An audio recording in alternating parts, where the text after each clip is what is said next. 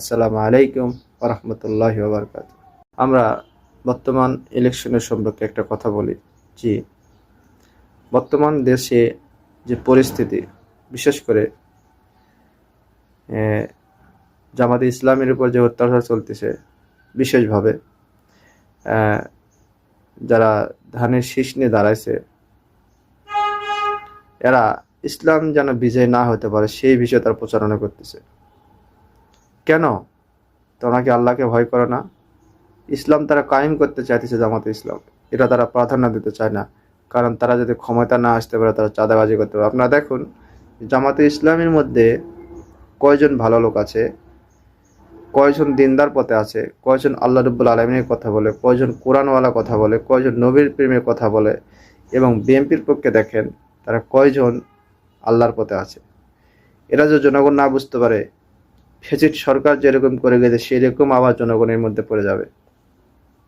যারা আওয়ামী লীগের সময় যারা আওয়ামী লীগ করতো, সেই লোকগুলো এখন বিএনপিতে যোগ দিবে অধিকাংশ, কারণ সেই সময় যেভাবে যে স্বাদ এখনো ছাড়তে পারেন নাই।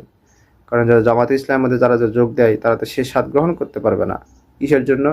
অত্যাধিক খাবার দাবার, চলাফেরা, রাজত্ব, মহারাজত্ব করতে পারবে না। তারা বিএনপিতে যোগ দিয়েছে তারা দেশটাকে ধ্বংস করার জন্য।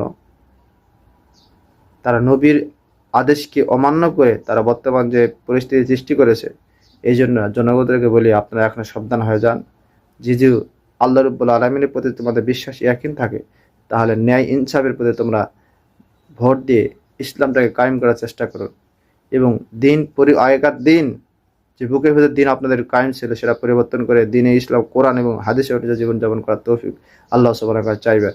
এবং এই বিনিময়ে যদি আপনারা কেউ যদি কোনো, আমি এর আগে হাদিস বলছিলাম যে কেউ যদি কোনো খারাপ লোকের সাথে যদি খারাপি নাও করে, আমি একটা খারাপ লোক, আপনার আমার সাথে বন্ধু ছিলেন, আপনি খারাপি করলেন, কিন্তু আমি বন্ধু খারাপি করতেছি, আপনি যদি সেখানে বাধা না দেন, দেখেন আপনার বন্ধু হিসাবে, আপনি আমার পাপের শেষ সমপরিমাণ ভাগ আপনার ঘাড়ে বহন করতে হবে। নবী আলাইহিস সালাম আল্লাহ রাব্বুল আলামিন কোরআনের হুকুম, কোনো লোক যদি পাপ কাজ করে, সেই লোক যদি পাপ কাজে না বাধা দেয়, সেই পাপের অর্ধেক ভাগ গ্রহণ করতে হবে। যেমন দাউদ আলাইহিস সালামের সময় এরা ছিল, ইনশাল্লাহ পরে বলবো। এই জন্য আপনাদেরকে বলতেছি, আপনারা দিন কায়েমের জন্য পথে নামুন, দিন কায়েমের জন্য মাঠে নামুন, দিন ইসলামকে বিজয় করুন, কোরআন ও হাদিস দিয়ে দেশটাকে গড়ার জন্য চেষ্টা করুন।